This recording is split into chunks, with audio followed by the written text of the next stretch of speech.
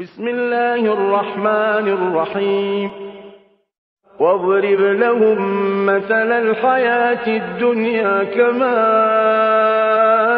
أنزلناه من السماء فاختلط به نبات الأرض فأصبح هشيما تذروه الرياح وكان الله على كل شيء مقتدرا. المال والبنون زينة الحياة الدنيا والباقيات الصالحات خير عند ربك ثوابا وخير أملا.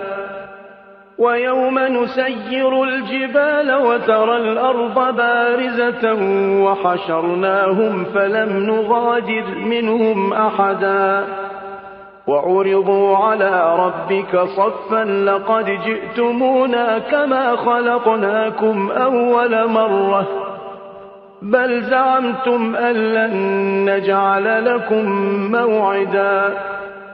ووضع الكتاب فترى المجرمين مشفقين مما فيه ويقولون يا ويلتنا ما لهذا الكتاب لا يغادر صغيرة ولا كبيرة إلا أحصاها ووجدوا ما عملوا حاضرا ولا يظلم ربك أحدا.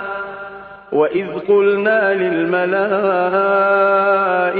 اسجدوا لآدم فسجدوا إلا إبليس كان من الجن ففسق عن أمر ربه أفتتخذونه وذريته أولياء من دوني وهم لكم عدو بئس للظالمين بدلا. ما أشهدتهم خلق السماوات والأرض ولا خلق أنفسهم وما كنت متخذ المضلين عضدا.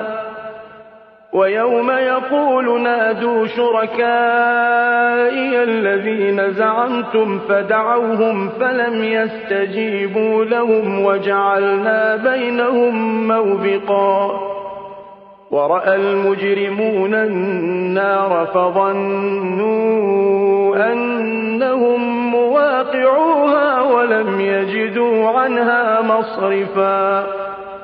ولقد صرفنا في هذا القرآن للناس من كل مثل وكان الإنسان أكثر شيء جدلا.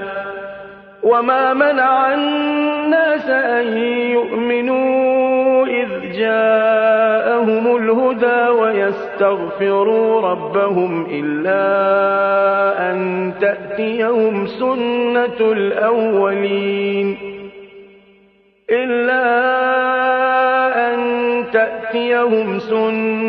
الأولين أو يأتيهم العذاب قبلا.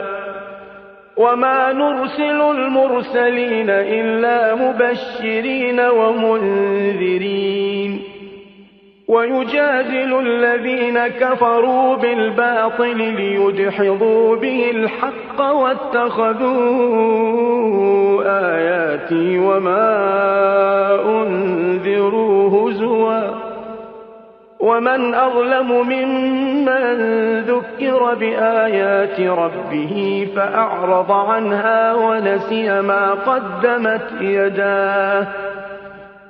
إنا جعلنا على قلوبهم أكنة أن يفقهوه وفي آذانهم وقرا وإن تدعهم إلى الهدى فلن يهتدوا إذا أبدا.